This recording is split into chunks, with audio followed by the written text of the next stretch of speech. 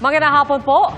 Nagka-flash flood sa isang barangay sa Dipakulaw, Aurora dahil sa bagyong Ramil. Mahigit 1,000 pamilya sa Aurora ang inilikas. At mula sa Baler, Aurora, nakatutok live si Jasmine Gabriel Galvan ng GMA Regional TV. Jasmine? Pia, Ivan, patuloy pa rin naka-alerto at nakamonitor ang otoridad dito sa probinsya ng Aurora habang nasa loob pa ng PAR ang bagyong Ramil at ramdam pa rin ang epekto nito.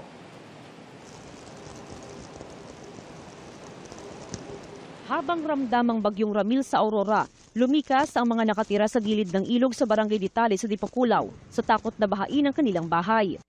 Karamihan sa kanila mga light materials ng bahay. Natakot na po kami talaga, kaya lumikas na po kami.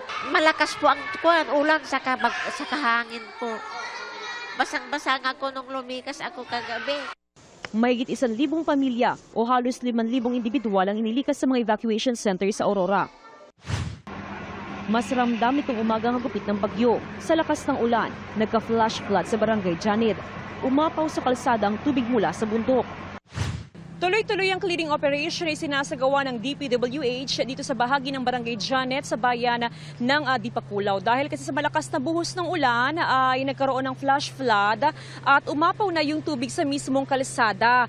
Possible naman sa lahat ng mga motorista ang kalsada dahil may mga nag-a-assist na mga personnel mula sa DPWH. Sa Baler, halos mabali ang mga sanga ng puno. Nangangalit din ang alon sa dagat. Nakabantay ang otoridad para matiyak na walang turista na maliligo o magsasurfing sa Baler Beach. During this time lang naman, kasi yung hindi para sa amin to, hindi para sa LGU Baler, kundi para for their safety. Na masarap mag-surf kasi malalaki alon, pero yung safety pa rin iuna natin.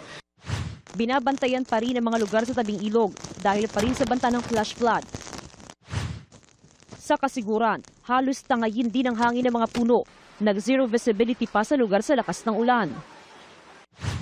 Nagpaulan din ng bagyo sa Nueva Vizcaya. Sa bayan ng Kasibo, hindi madaanan ang Poblacion Aloy Overflow Bridge at Kapit Aloy Overflow Bridge dahil sa baha. Sa Isabela, nagpapakawala ng tubig ang Magat Dam mula pagkahapon. Bukas ang isang gate nito. Ivan, kahit mga bahagya ng umayos ang lagay ng panahon sa malaking bahagi ng Aurora, hindi pa rin pinapauwi ang mga residente sa kanilang mga bahay dahil pa rin sa banta ng pagbaha. Ivan? Maraming salamat, Jasmine Gabriel Galvan ng GMA Regional TV.